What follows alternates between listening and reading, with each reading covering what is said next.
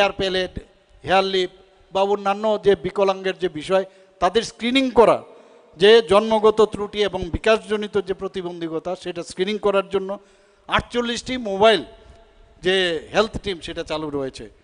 বন্ধুগণ, এর মধ্যে আমরা ইভেন যারা কানে কম শুনেন, শ্রবণ শক্তি যাদের কম, এইরকম লোককেও কিন্তু এই স্ক্রিনিংয়ের মাধ্যমে আমরা নিয়ে আসছি।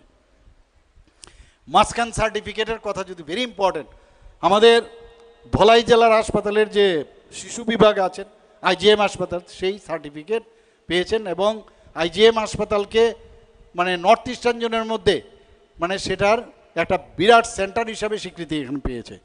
বন্ধুগণ, মাননীয় প্রধানমন্ত্রীজি বারবার বলেন যে সবকা সাথ সবকা বিকাশ, বিশ্বাস আর তার প্রয়াস।